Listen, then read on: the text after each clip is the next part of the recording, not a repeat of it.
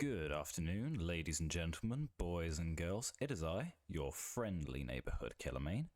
And as of today, we have some new patch notes for Dead by Daylight, patch 9.2.0. And a lot of people have a lot of opinions based on the new things that's changing, myself included. To the point where we actually took some time on stream today and we went through all of the patch notes, had a look at what we liked, what we didn't like, and we had a bit of a discussion about it. And this video is just going to be highlighting all of that discussion. So yeah, let's get to it. There have been new patch notes dropped today. I am so good at this shit, you wouldn't believe. You do such a good job. Honestly, I am such a professional.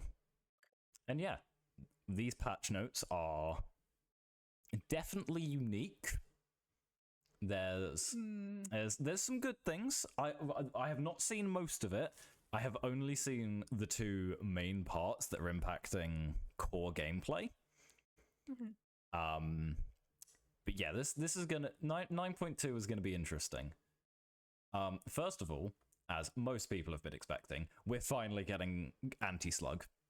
Thank God. What is anti-slug? So basically, slugging as a mechanic is where you go out of your way just to, rather than hooking survivors, you just leave them on the floor. Oh shit! And you just let them bleed out to timer. That thing? They put an anti-thing for that? Yeah, it was, frankly, it's been in the game forever. It was a very BM way of playing. This, I am so glad, has finally made it. It does come with a few quirks, which is going to be quite interesting to see how they do it, because what they're doing, for those of you who don't know, there is a perk in the game called Unbreakable, which lets you just automatically pick yourself up off the ground. They are officially making Unbreakable base kit, as we see here.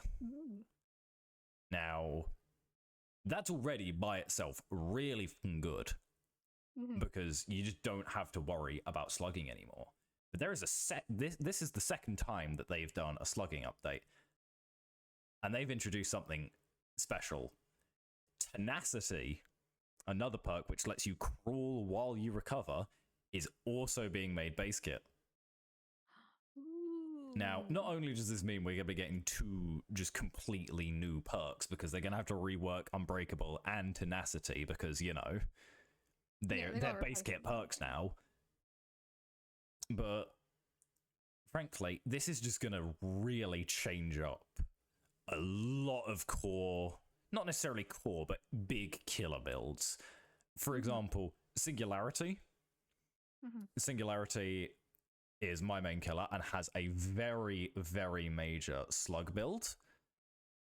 There's been a lot of videos made on it. Even I did a video on it. It is incredibly BM. And that playstyle is effectively going to be rendered moot now, which is very good for reference. That's a good change. Good thing. This change, not only is it one the community's been wanting for a while, it's one I think everyone's been wanting for a while, just because it's such a good change. It's just going to make life easier for everybody, and like there's nothing to complain about with this. If this goes through as is, I will be perfectly fine with that. The second change, on the other hand, a bit less so. Now, this is something everyone's been wanting for a while, myself included, but I think they've done it in a bit of a weird way. This is anti-tunneling. Now, for those who don't know, tunneling is basically where you just go out of your way to just kill one survivor immediately off the rip, just to reduce it from a 1v4 into a 1v3. Very, very strong playstyle. Easily, like, if you're looking at it from an objective standpoint, it is the best way to play, because if you could reduce the enemy numbers, you're just going to have an easier time. Also a very BM way to play, obviously, because you're just kind of yoinking someone out of a game.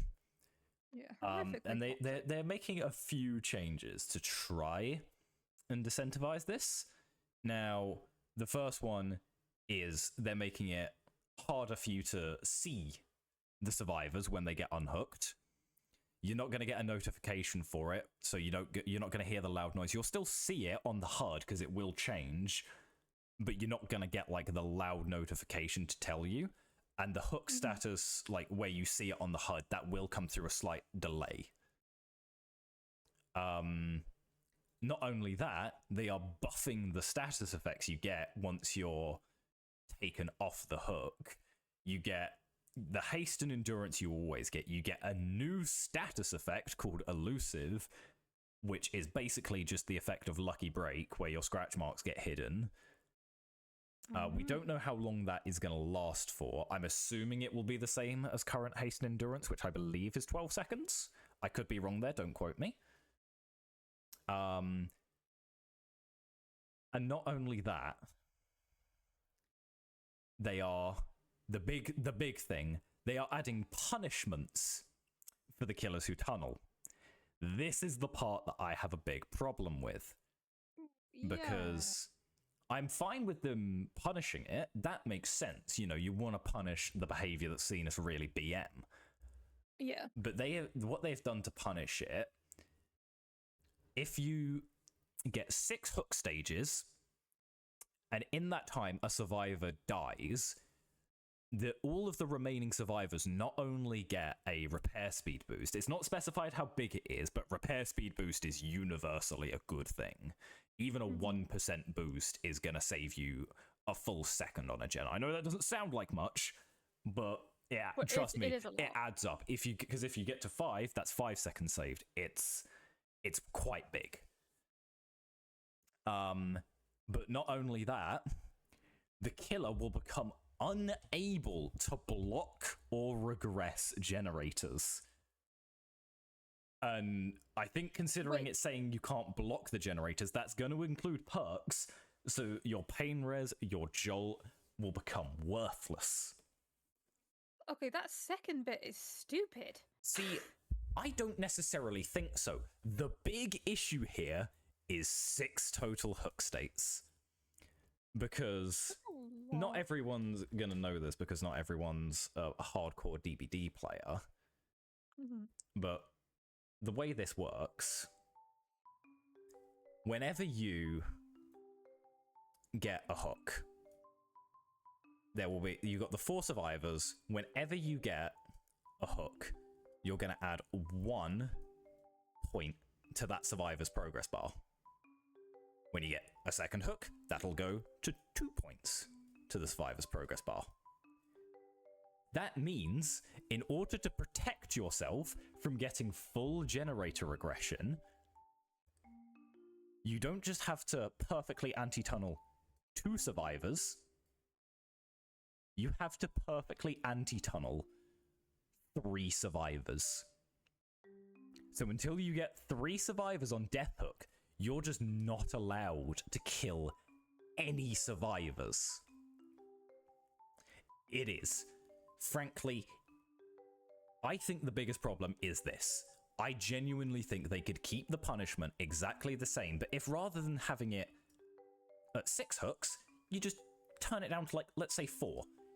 Now, you've got to do pretty good anti-tunneling on 2 survivors, but you're not going to be, like, blitzing out 1 guy immediately, but you're not punished for just playing the game as well. Because the biggest issue with this system is it doesn't punish you for tunneling, it punishes you for the survivors making mistakes.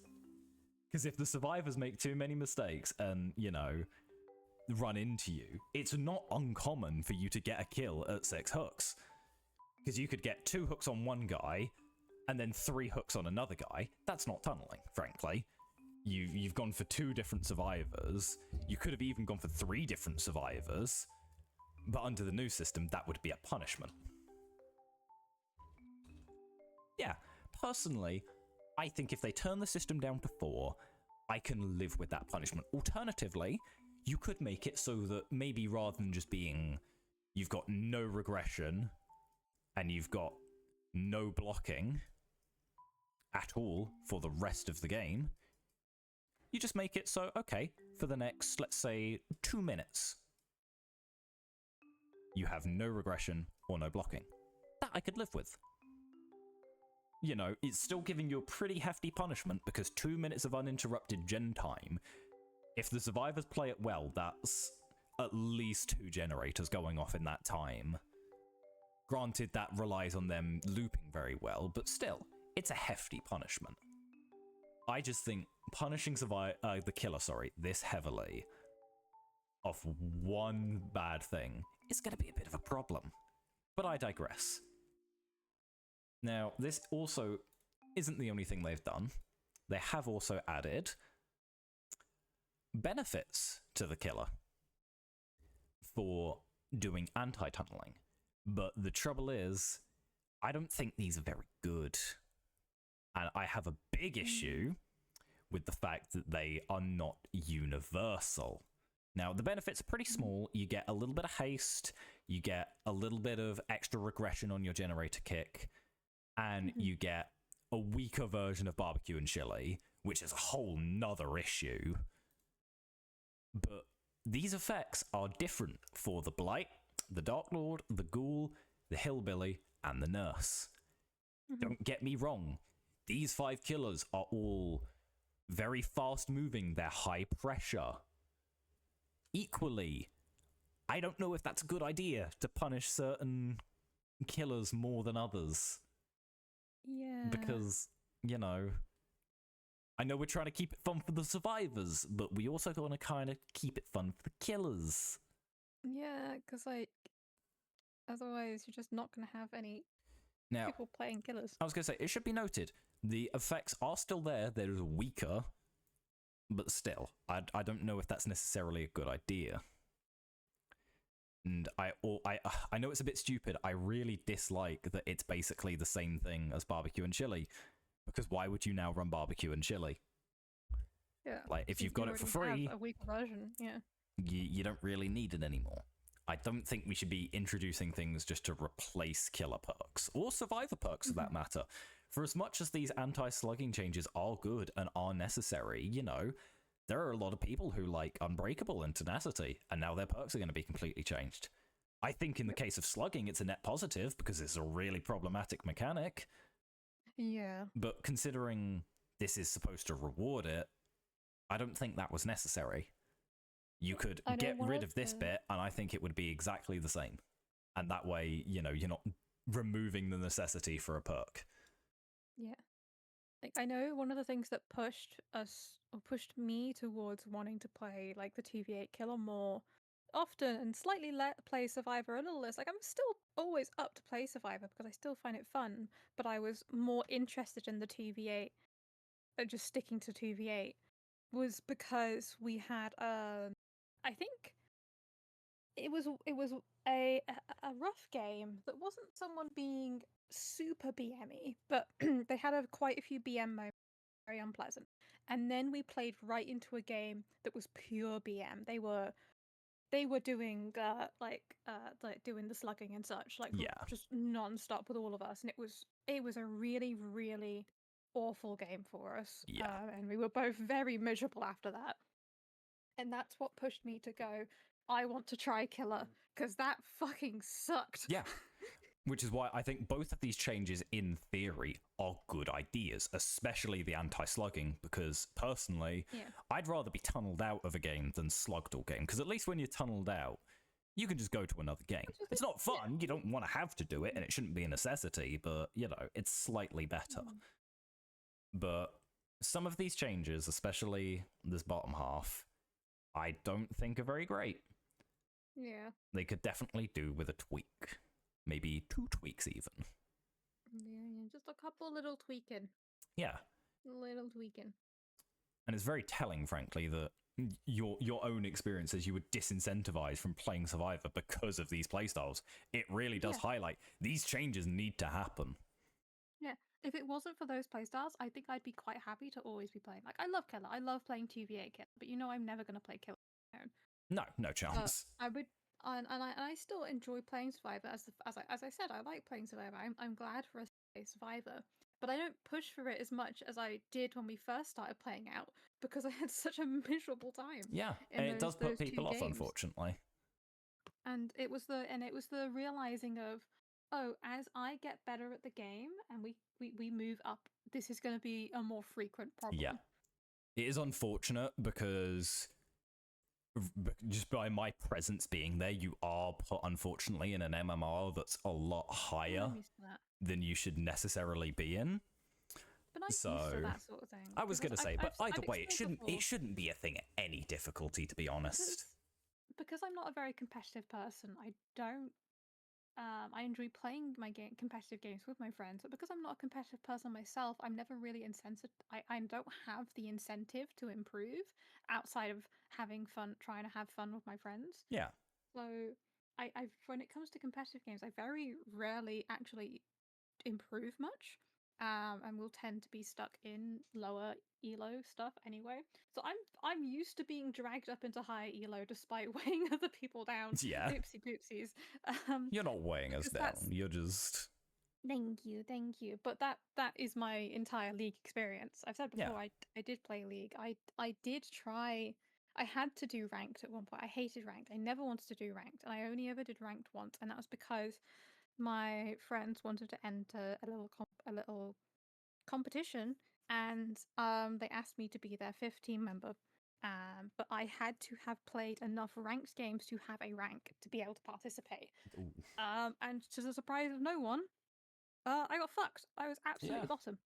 And you know DBD's balance is getting bad, by the way, when it's starting to get compared to League. That's how you know we've hit a very low bar. Oh, it's not that bad. It's nowhere near as bad as League was, quite frankly. From my experiences so far, it's got nothing. It's got absolutely nothing. That's very good, to be fair. No one wants to be as bad as League is. Yeah. League was certainly a time of my life, and I hate it because I actually did enjoy the gameplay style. I really liked that kind of gameplay. So I'm like, maybe I should just go back to Pokemon Unite instead. Close enough. Same sort of gist. It's same sort of gist, but like Pokemon Unite's controls. Disgusting. But anyway, that is not the end of the patch notes. No, fuck, sorry. I thought it was. No, that's fine. There is a completely new status effect, as mentioned earlier, called Elusive. This is just here for consistency's sake, frankly. Now perks like Lucky Break, the new unhooking effect, off the record, they can all just get a universal thing. It just makes it a bit easier for the devs, frankly. You know? It just makes their life a bit easier, and it makes life easier for the survivors, because, you know, you'll be able to see how long your timer is without having to look at a perk. There's slight update to the tomes. Frankly, this isn't very big. You're just going to get a bit more lore. For you lore heads out there, great. I'm not too fussed by that. I'm not huge into the DBD lore. But the major thing with this update, we are getting a major rework of Michael Myers himself. Now, I haven't read any of this, so this is going to be completely new for me. Now, rather than having a build-up of stacks, so to speak, and different levels, he has a toggleable mode. One where he moves at 110% movement speed, is undetectable and can stalk the survivors, and a regular mode where he's a standard 115 killer. He's got a slightly increased volt speed, though. Bonuses to his lunge range, break speed, stun recovery. Oh my goodness. That's a bit ridiculous. Okay, he just gets that as base kit now. That's cool. And once the stalk meter is full, Evil Incarnate mode can be triggered at will, granting the following effects. So you get the standard 115 move speed, increased terror radius, and an increased volt speed. The Slaughtering Strike ability, where you can charge your power and do a long lunge based on your charge time. And it just insta-downs. Okay, so basically his current tier 3, and it destroys pallets. Okay, and they've reworked Tombstone Piece to be part of base kit, but only on Death Hook. It's okay, don't freak out, everybody. It's only on Death Hook. You will be fine. They've removed the limit of stalking per survivor. Great change.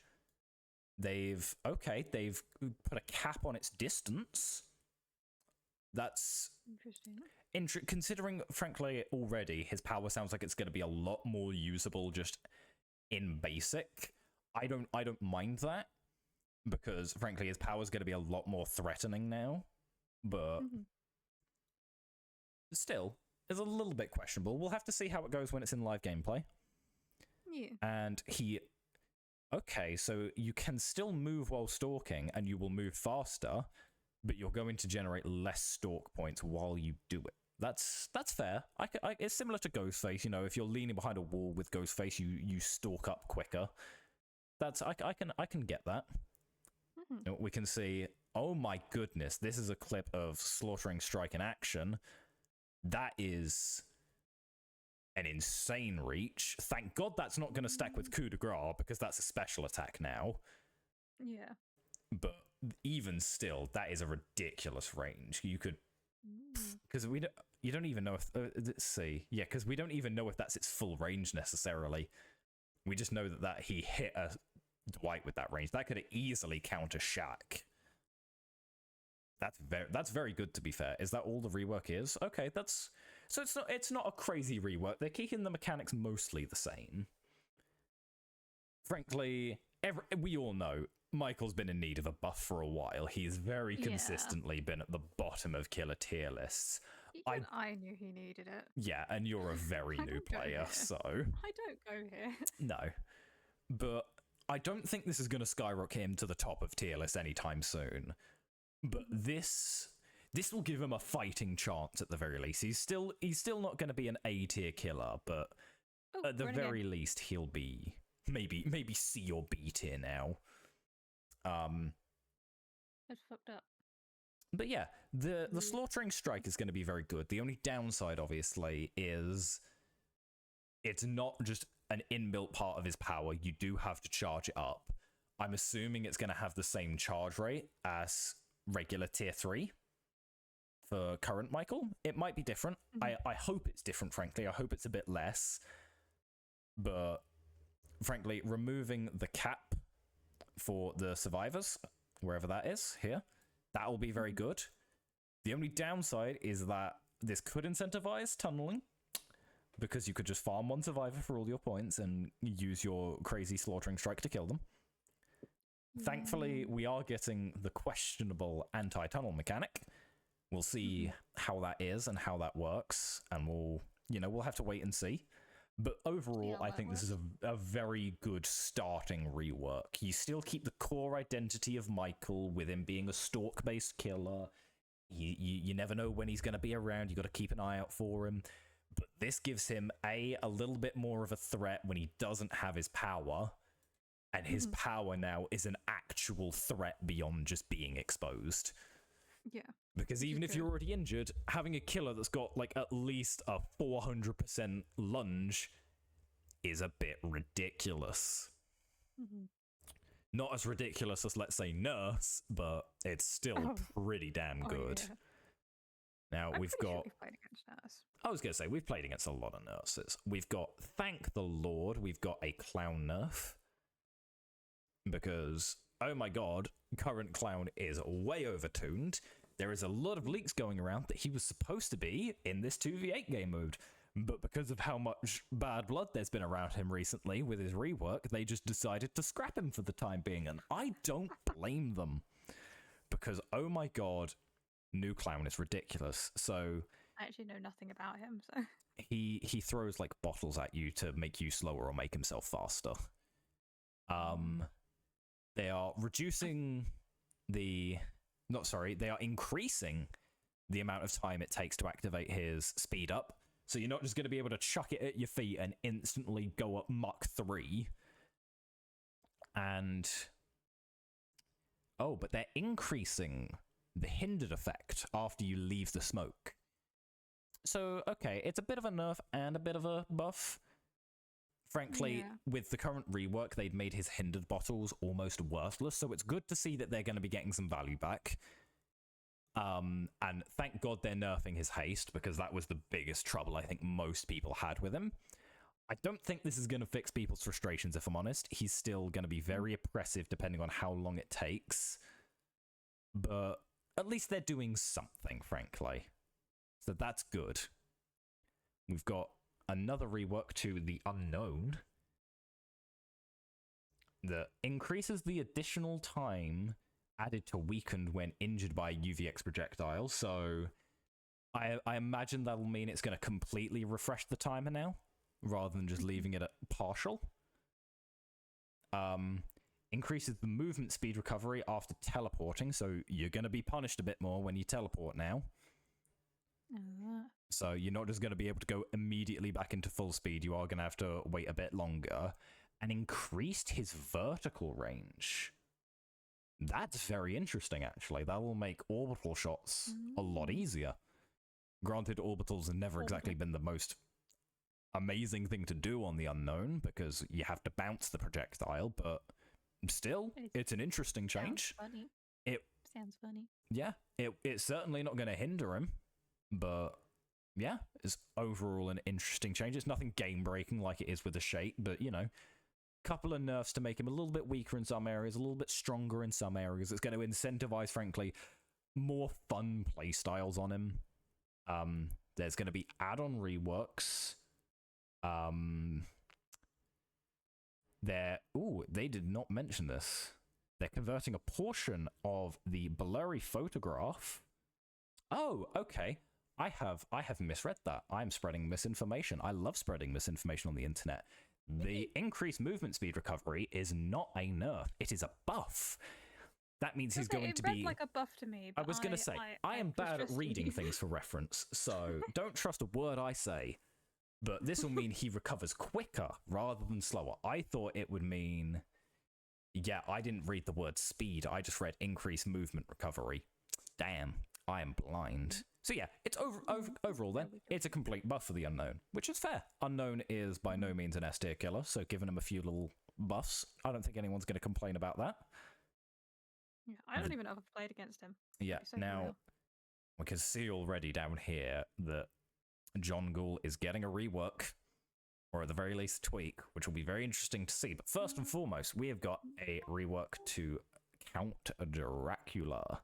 Oh, that's who the guy that like completely BM'd us. Yeah, played. possibly. They're going to be reducing his cooldown for Hellfire, increasing its range, but at the same time they're going to be reducing the movement speed and increasing the amount of slowdown you have after you cast it. So it's going to be a little bit easier to punish W gamers when people are running away, just because you've got a little bit of extra range. I am interested to see if that's going to stack with his add-on that increases the range. That'll be interesting to see. Thank you for the biscuit, Zafi. I will eat that in a minute. But by reducing his movement speed, it's going to be a lot harder for him to hit around loops. It would, to be fair, it depends how much they nerf the speed. If it's only a little bit of speed, then it might not be too big of a deal. But either way, I'm interested to see how this change works. More Hellfire will be good, just because, you know, it means you're not just going to be always using dog. Because, you know, the dog form is definitely the strongest in my opinion, but it's also very similar to other killers. So I'm happy to see that you're incentivized to use the other forms a bit more. So I've got to hydrate. I'm talking too much. My throat's getting sore. Hydrate or dihydrate. Literally. For the wolf form, they'll be increasing the charge time and the scent orb spawn time, which will be, I think, a good change. Frankly, the wolf form, as I mentioned, it's his most oppressive form. Making him increase his charge time a little bit and increase the time before he can get scent orbs to reduce the frequency he can get the power, and reduce his availability just to catching up to the survivors immediately. I think that's a good change. Mm-hmm. It's, frankly, Dracula, he's not nursed here, but he is a very strong killer, so weakening his, frankly, kind of basic form, I think is okay. I think that's a good decision. Yeah. I remember the wolf form startling the shit out of me. Yeah. Because that BM play was my first time playing against Killer as well. Yeah, I was going to say, he can be pretty BM if you know what you're doing. And for bat form, it's going to be saying pretty much the same. They're just making it a little bit easier to control, which is fair enough. It's It definitely does feel a little bit awkward, so I can see why they'd want to do that. But it didn't really need any changes, frankly. It was okay. And they're going to be adjusting his add-ons. And they're not telling us which add-ons are going to get reworked, so we'll just have to wait and see for the beta which add-ons are getting tweaked. Frankly, I don't know Dracula well enough to know which of his add-ons are hyper-oppressive, but yeah. Overall, I'd say pretty healthy rework. You know, nerfing some of his more oppressive stuff, giving Hellfire a little bit more incentivized use. I'm okay with that. Now, for the part everyone's excited for, a Kaneki tweak. And I do mean tweak singular, because it's one change. When grabbing a survivor on the other side of a vault with your Kagane Leap, which is your special attack, the survivor will be released at the start rather than the end. Now, this is obviously trying to prevent the... I don't know the name for it, but there's a tech you can do with Kaneki, and I hesitate to call it a tech because it doesn't really involve much brain power. But you use your special ability just to vault a short pallet, and you can just immediately catch up and hit the survivor before they even have the chance to vault it again. This is very clearly trying to punish that playstyle, because now the survivors will get an increased amount of time to run away after the killer starts vaulting.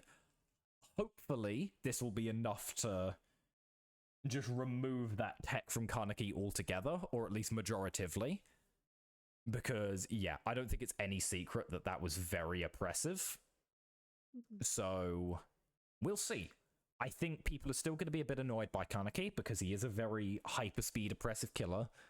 But if this change is enough to remove that tech, I think overall this will be a pretty good change to Kaneki without having to change his core identity too much. Interesting that they class this as a medium update when it's a single change. Just goes to show how oppressive that tech is. But here we are. Yeah. And for the last of the killer changes, the Oni, he's just getting a small buff to the amount of blood orbs you get when you hook a survivor.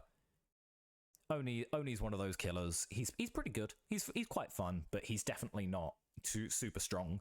So giving him just like a little mini buff, you know, I can understand that. He needs it. I was gonna say, and it incentivizes him less to slug as well, because you're getting rewarded for actually hooking the survivors a bit more. I do want to know how much more that's going to increase the blood orbs, if it's like double the amount, 50% more, or if it's just a single blood orb, because if it's a single blood orb, I mean, what difference is it going to make? But if it's double, that could be very interesting to see. And finally, without any specificity of which ones are changing, they're changing some perks. Perks. We obviously we know Unbreakable's definitely going to be changing, Tenacity's definitely going to be changing. I'd assume Boon Exponential's going to be changing as well, because that's a very similar effect. But in terms of killer perks, we have no idea what this is going to mean. Frankly, for all we know, this could change a lot of perks, or this could change next to no perks. I think it's probably going to affect some perks like Grim Embrace, probably to give you maybe a bit more reward for anti-tunneling, because clearly that's the route they're going, is as well as punishing tunneling, they want to reward anti-tunneling. So maybe we could see a buff to perks like that, which not only incentivize you, but require you to anti-tunnel to get their full effects. Or maybe it could be a similar sort of effect to other perks that could, rather than being incentivizing tunneling, they could incentivize not tunneling. Perks like Furtive Chase, for example, they really incentivize you to tunnel the obsession, because you get such a big boon when you do. Perks like Remember Me heavily incentivizes tunneling, because the obsession isn't affected by the increased gate speed. So it could be nice to see some reworks to perks like that, for example. Hopefully, we'll see some system changes like that, some perk updates. Hopefully. But yeah, overall, not a bad patch note. That's pretty good. Yeah. We've got some very good changes to killers. The ghoul changes are going to be great to see. I'm excited to see the Dracula changes. They're not huge, but I think they're really, really interesting. most importantly, the shape rework. I think a lot of people are going to be excited to see this. It'll hopefully get more shapes out there, because Maya's is a very fun and iconic killer.